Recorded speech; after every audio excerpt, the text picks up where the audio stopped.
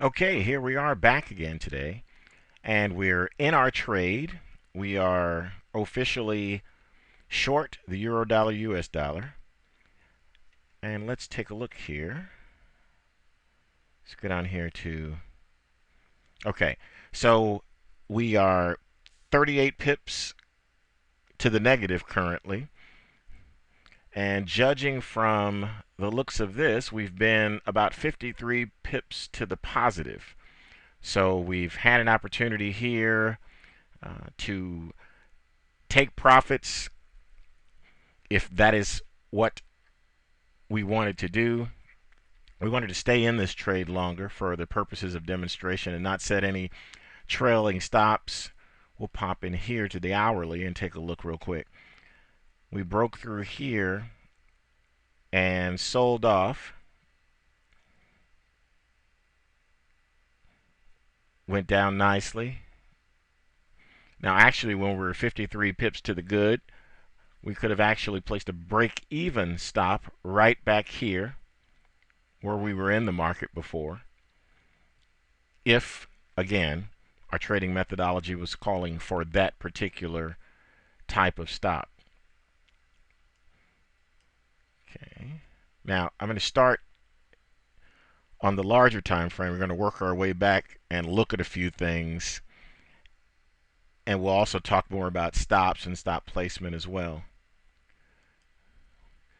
The monthly chart, right here, we're taking a look at the monthly. I just wanted to make that a little larger. You can make your adjustments here by zooming out or zooming in. Zoomed in for a taste here. On the monthly chart, again, it's been a strong upward move, strong downward move, strong upward move. And we haven't broken out of the previous month's high or low.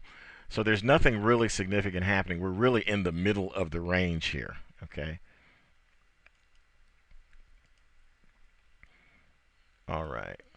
Pop over to weekly. Here we go. All right, into weekly. Now we were previously short based on a weekly chart because we found a weekly chart pattern and we found a weekly bar that was small enough to fit into our risk parameters at the time. So we sold at the break of that weekly low. Now, here, as it happens, we're selling the break of this weekly low, and it has broken down. We have some negativity there, as evidenced by the red candle, but it's early in the week.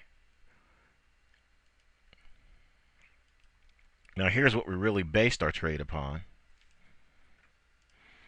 Was the daily chart, placing our stop up here and our entry point right down here. So again, we came out a little bit to the good, then the market moved back up against us, and this is where the market is now. It's about 1/4 of the way back up to where our stop is. And we're going to leave our stop in place currently because it's based upon what we've got drawn up here, where the market had a little problem getting through that as our resistance line. It did break through support, and we sold based upon that. Take a look at the 4-hour here. Top down trading again. Had a nice size bar down, and then a turnaround bar. And this is the reversal bar here, actually. It's the bar up. Then we move up, and here's where we are right here so far today. Okay, we can expand that if we want. Since we've been expanding them, we'll take another look at it this way. Now here we are. We've come down here. We started to move up, and we really are kind of meandering, but then we do have a push back into the territory here inside of our trade. In fact, we take a look at that on the 4 hour, we're inside of that, of our, back inside of our channel. We make profits when we get outside of our channel. We make losses if the price goes up to this point. And it's important for you to see these numbers. Again, that sometimes the market will immediately go with you and you're in a profit, and there are times when it simply will not look back and it'll continue in that particular direction. In this case, it went nicely with us and then it reversed and went back and moved in the opposite direction. So that again is, a natural part of trading. One tendency that many traders tend to have is to want to move the stops. And it's, believe me, it's quite natural. No one enters into a trade and go, hey, I immediately want to lose. That's not how any trader's mind works, even the most successful traders. So the tendency is, wow, you get a little bit to the good. I'm going to, protect my profit here. And you keep hearing sayings such as, you can never go broke taking, a profit. Well, that's not exactly true. The account equity, which is the sum total of the amount inside of your accounts, and follow the arrow here, we'll go down to the bottom here. We're about 85 pips to the good in our account. That's thus far. Okay, and that's the equity.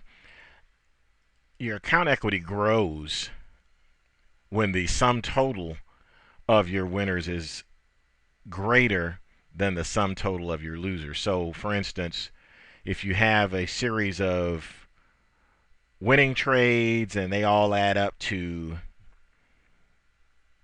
$15,000, and all your losing trades all added up to $10,000, then you've made a $5,000 profit on top of your initial equity, whatever that might have happened to be, what that might have been at the time. So the tendency, again, as we stated, is to want to do something all the time. And you can do that, again, dependent upon your trading methodology. You can set your stop to break even. You could set your stop back here, and you could trail it along these highs here. I'll give you an example of what that looks like by putting some horizontal lines down. And you won't be able to put very many down because it didn't go very far in our direction. But once it got down here, you could actually do that, and you'd be able to pull a profit out, which at this particular time, that doesn't look like such a bad idea, does it? Wow, we could have grabbed a profit instead of being currently in a loss. Well, a lot of things happen in the middle of a race that don't really have anything to do with the outcome of the race. And the market's moving to and fro, fluctuating as we call it, is completely natural. Giving the market enough room to move, that can be the challenge. That could be the challenge, especially for individuals with smaller account sizes, but it could be the same challenge for, let me erase that line, for people with large account sizes if they are risking too large a percentage of their equity per trade. Okay, that was a long-winded way of saying we don't have to do anything with our stop. We're going to leave this trade as is. We're going to leave our stop up here. And yeah, we could actually trail it down to any number of these points in an effort to reduce our exposure. And some people will actually go through and move not only a stop to a break-even point, but a stop to points such as these, that high, then down to that high, then down to that high. Of course, someone would have been stopped out at that particular point. And that's called a trailing stop because it trails or follows the price action. So a trailing stop on a sell gets lower and lower and lower and lower as the price moves down. Going upward, a trailing stop gets higher and higher and higher and higher. And a trailing stop is designed to help the trader preserve the profit or capital in general. And it's a very useful tool when we give the market enough room. Now you can imagine having a trailing stop that's 1 pip. Quite obviously, it would have to be a very slow moving market for a 1 pip trailing stop to be effective. I would venture to say you get stopped out a lot trying that. So with all that in mind, and again, the long-winded way of saying we're going to have to be patient and we're going to see where this trade goes. Now, the possibility that the market can move all the way up here and stop us out is there, as well as move down from here and get us into a better get us into profit and a better position.